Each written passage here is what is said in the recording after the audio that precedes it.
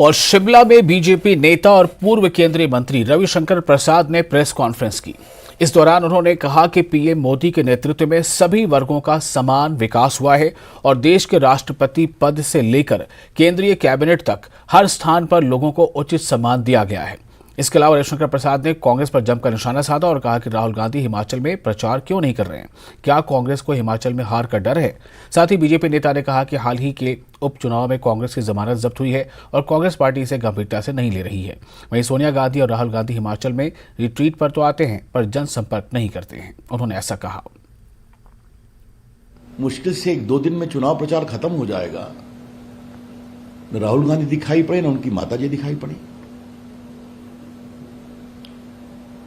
राहुल गांधी जी चल रहे हैं, देश को कितना जोड़ रहे हैं छोड़ दीजिए, लेकिन राहुल गांधी हिमाचल में प्रचार क्यों नहीं कर रहे हैं, यह हम पूछना चाहेंगे।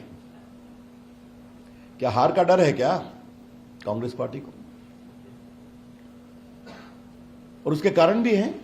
अभी बाई इलेक्शन हुआ था, 7 बाई इलेक्शन हुआ था। भाजपा 6 लड़ी, 4 जीती देश भर में।